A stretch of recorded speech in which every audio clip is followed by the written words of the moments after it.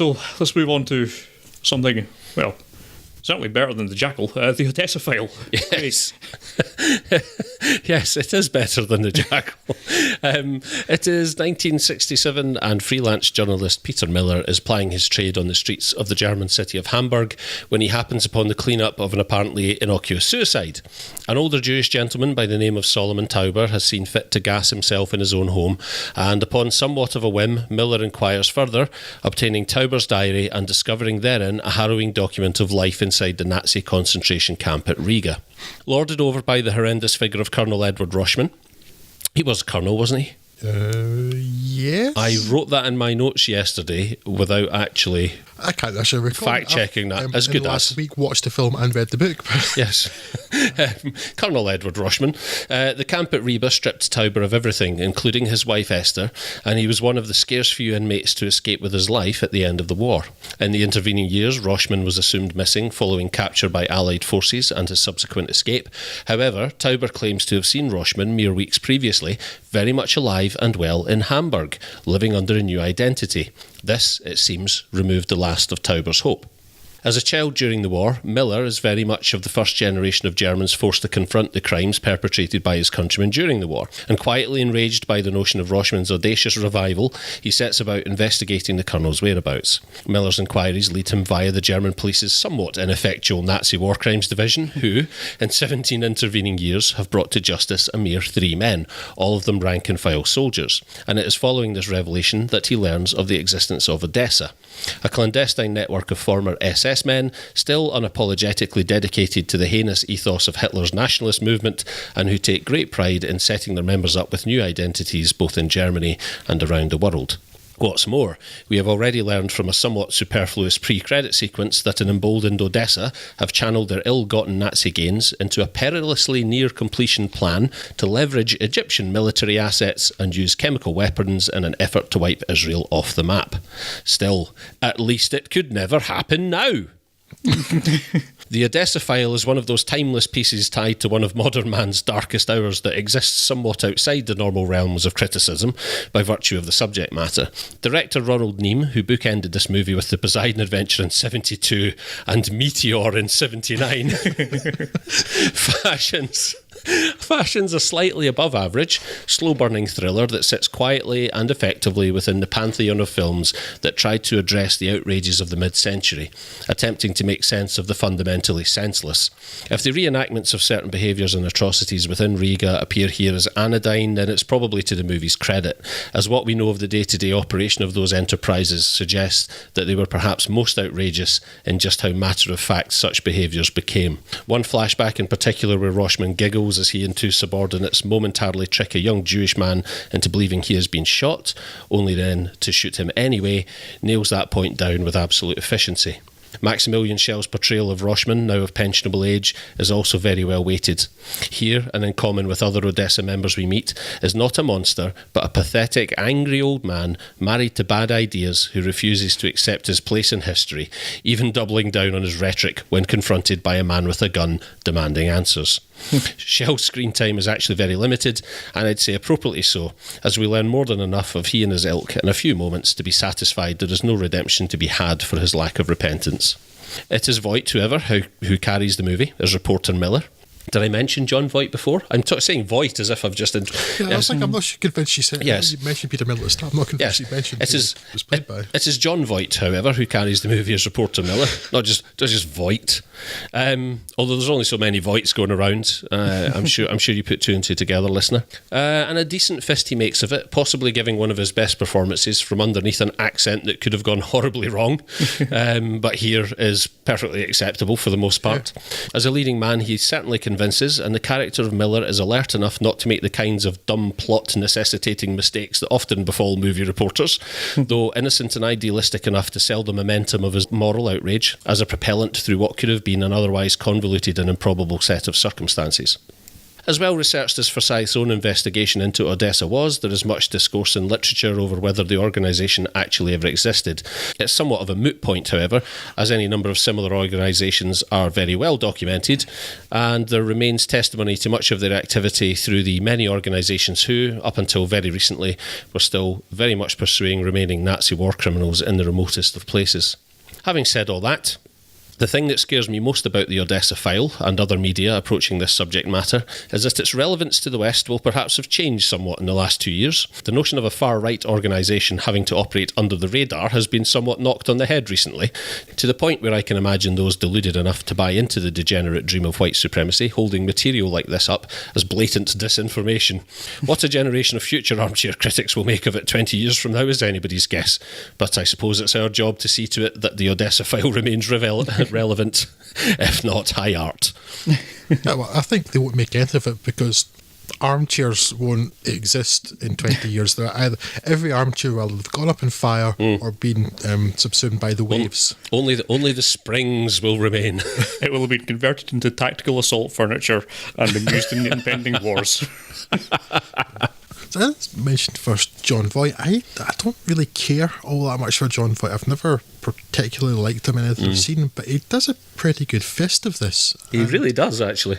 His accent slips a wee bit, but it is actually quite a mild accent. For that, it's so much more believable. In a film that could quite easily have gone all about hello. Yeah, exactly. Yes. Exactly. He's not Herr Flick. And it's a fairly mild accent. Slips a couple of times, but it's generally constant throughout. And it works really well. So he's got this quite good centre. And there are a few scenes in particular, like when he's being interrogated to see where they had actually been in the SS before he infiltrates Odessa. When he's sweating and he's just looking really uncomfortable. That's really well played. I didn't care all that much for Maximilian Schell, though. In particular, the sort of recreated scenes of the things that are happening in the concentration camps, and the extras who are playing the victims, I didn't think were great either. I didn't think they were particularly well done, but I'm wondering how much that's now coming from a post-Schindler's List world, because actually it's Schindler's List that has ruined that character for me, because you're right, Craig, that he is this kind of pathetic civil servant type of character, and he's not. You think he should just be some sort of monster, but it's more like the mundanity of evil type of thing, and he's just this snivelling little person. The terrifying thing is how well you know this man already. Yeah. Whereas, when I was reading the book, I pictured him like Ralph Fiennes in Schindler's List, like this, seething, foaming in the mouth, crazy, evil monster guy. So I watched Maximilian Schell and I was like, oh. Yeah, I didn't really picture it like that at all. So that takes a wee bit of it away from me. But as you say, he's not in it a lot, so it doesn't matter so much, I guess. Derek Jacobi doesn't actually have an awful lot to do in that film. He's a wee bit wasted. That's a more significant role in the book. I don't have a lot to add to what he said. I do quite enjoy it. It's not as good as the book, although it does have... As much as I praise the Day of the Jackal for not relying on luck, the book in fact relies incredibly on luck for two particular things, only one of which is in this film, so that's an improvement. And the revelation at the end as to why he's infiltrated the Odessa, in the film I was expecting it, but in the book it almost completely undermined the whole book for me. I can imagine that. Because all through the book he's asked, why are you doing this? Why are you, this Aryan German, this tall, blonde, blue-eyed young German, why are you doing this? Why are you going after the Odessa and the SS? And all through the book I'm thinking, well, is it not just like it's the right thing to do? Yeah. That's not why he does it in the end, and it almost destroyed my enjoyment of the whole book for that, because I was enjoying it so much up to that point. I really felt, from the film's point of view, because I've not read the book, I really felt that was kind of superfluous in the movie. Yeah. I didn't think that was required at all. I found it quite a distraction at the end. In the book it's really annoying, but at least in the book there is the constant question of that group that are affiliated. In the film they just say that they are working for Mossad. In the book they're not, but they're affiliated with Mossad. They kind of work together. They're their own group going after the Odessa. Aswad. Most deaf. Most sad and most deaf. But yeah, they reasonably question him as to why he's doing this. So at least it's a theme to the book, and then the reason why in the end is stupid. In the book, in the film, it's barely mentioned. It's like not a question that comes up. So why they add that in at the end, I'm not sure. Mm-hmm. Yeah, it doesn't really need any additional motivation other than the general outrage of what was happening anyway. Yes. And when it just comes at the end, it's a bit of a damp squib. It doesn't really add anything to the point. And to be honest, it kind of undercuts it at some point, because you'd think if that was the case, that's what happened, then wouldn't you have taken more of an interest in it? Whereas he seems to come to a lot of the SS war crimes being saying, "Oh, I didn't know this." It's like, oh, really? I think there really is enough dramatic tension built into the notion of a young man coming to terms with what his parents' generation did on that scale. Like you don't need to add anything else to that, really. Yes. Yeah, that's exactly what I was saying, Scott. It does undercut it, and it's worse in the book. Maybe because I was enjoying the book more, perhaps is why. And in the film, I was already prepared for it. But yes, he's doing it because it's clearly the right thing to do, because this is a monstrous crime. Just what's quite interesting too. You were saying that Craig, there's the idea of the Odessa was postulated. The name's actually of American origin. And certainly there were mechanisms like that to get the Nazis away. So whether the actual Odessa exists or not, but it's quite interesting that as well as being a character in the film, the real life Simon Wiesenthal was a technical correspondent or the consultant on the film. And he would know about that sort of stuff. So there is some historical veracity involved in this film. Yeah, you could pick nits about whether it was actually one organisation called Odessa with an overarching goal, or if it was just a bunch of splinter cells or whatever. But I mean, I think the overall general truthiness of it is there. Yes. It's certainly stuff like this happened, whether they were calling themselves Odessa or not, and had a special secret handshake. It doesn't really matter in the grand scheme of things. Exactly. And then, you said, Craig, about like only 3 people having been brought to justice by the police. I don't know if maybe it's not clear in the film, but in the book it's very much the Hamburg police that's the case. With the rest of the country isn't the same. Like there's a central prosecution service, but it's like Hamburg where Peter Miller's from. But there's a lot of, I think, quite good with Frederick Forsyth stuff, because the Day of the Jackal too, he's taken kind of worked the fiction around real events and things, and it gives it, as you say, it's got extra degree of truthiness. It's a nice scaffold. Yeah, and it's very much the case here, because Simon Wiesenthal was working to infiltrate those people and to hunt the Nazis down in Adolf Eichmann and stuff, and all those people had gone to Argentina and Brazil, and there are still hugely German-speaking parts of Argentina, towns in Argentina that look like alpine villages, because it's so much of a German thing. So there is like all that real stuff in there. It just makes it kind of a bit more satisfying when you know that there's a real background to it. It kind of makes it more believable. Everything about these Frederick Forsyth adaptations, for the most part, up until that 1997 abomination, but it's really quite grounded, and it's so satisfying about that nothing seems ridiculous, and it's scarier for that, I guess.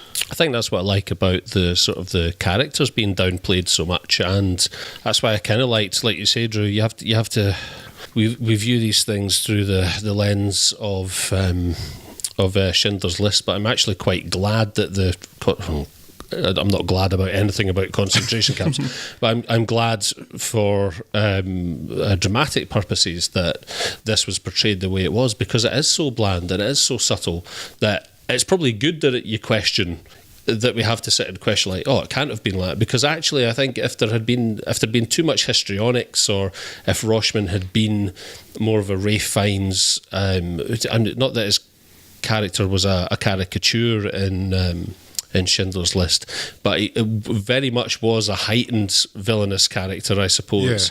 And I think if that had been the case here, I think it would have been difficult to buy into.